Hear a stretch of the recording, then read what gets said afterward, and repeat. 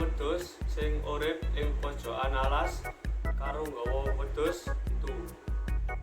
Saben dina wedhus metu golek panganan ing alas cedhak omahe. Kaya biasane, sadurunge metu saka omah, wedhus-wedhus kasebut ngandani bocah-bocah supaya waspada lan ujar. Serigala iku kewan sing licik lan jahat. Mula yen sampean krungu swara rame lan deleng papat kuku ireng, aja buka lawang iki.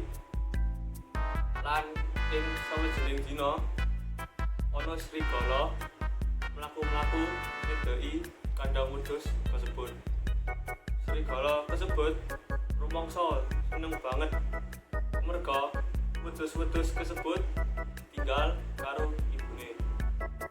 Dheweke langsung nutuk lawang banjur bengok, "Cepet buka lawang, wis balik ibu." Nanging wedhus mau kandha, "Iki kudu suarane ibu. Suarane ibu iku alus."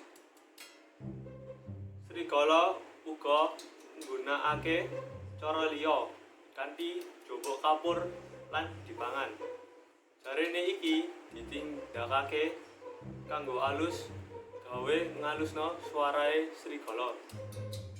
Lan menawa suarane dadi alus, banjur dheweke ngalah maneh ing lawang kandhang wedhus.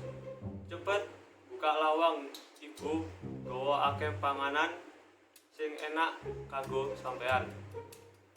Sanajan suarane serigala wis dadi alus, bocah-bocah wedhus weruh kuku sing ireng lan wandhep. Banjur kandha, "Sampean duduk ibu. Sampean iku serigala, amarga kukune ireng lan landhep." Serigala nemu akal, banjur dijelupake kukune kanthi ireng lan ganti kaya lambe ibu. Serigala maneh nutuk lawang kandhang wedhus. Tempe sing ndeleng jotosan putih langsung mikir yen ibune wis mulih lan dheweke buka lawang. Serigala langsung nempuh lan nguntal 6 wedhus sekaligus. Tempe sing slamet delik nak ngisore tumpukan suket. Sawise gebak, serigala turu ing ngisor wit. Ora suwe wedhus ibu teka ing omah, nanging dheweke ora nemokake anake. Pungkasane wedhus ibu iki nemokake salah sawijining anake sing delik ing sangisore tumpukan suket. Tempe kasebut marang ibune apa sing kedadian. Ibu wedhus kasebut sedih banget lan ujar, "Serigala iku mestine ora adoh saka kene. Ayo golek saiki." Pungkasane dheweke nemokake serigala sing lagi turu. Ibu wedhus kasebut ndeleng ana obah ing weteng serigala lan percaya yen anake isih ditelan. Tanpa buang-buang wektu, ibune wedhus kasebut ngandani putrane supaya njupuk godheng lan jarum.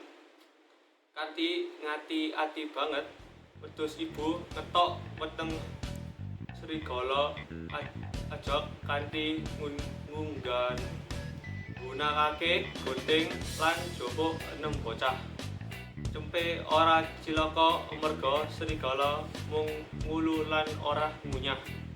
Amarga ndeleng anake isih urip, dheweke krasa seneng banget. Ibune wedhus kasebut ngandani sing enom supaya golek watu kanggo niseni weteng serigalae. Sawise dilebokake watu kasebut ing weteng serigala, wedhus ibu banjur jahit weteng serigalae. Ora suwe serigala kasebut tangi, lan dheweke isih kebuk lan krasa ngelak banget.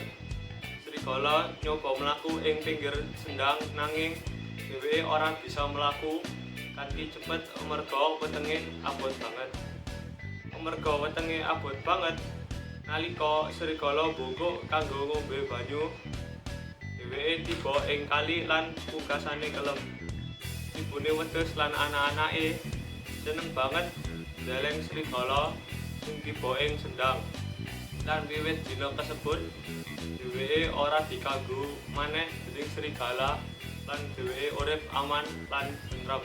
Pesan morale yaiku kudu ngerno nasihat tekan wong tuwa lan kudu hati-hati karo wong sing gak dikenal. Yan tekan kula njaluk sepura lek ana salah. Assalamualaikum warahmatullahi wabarakatuh.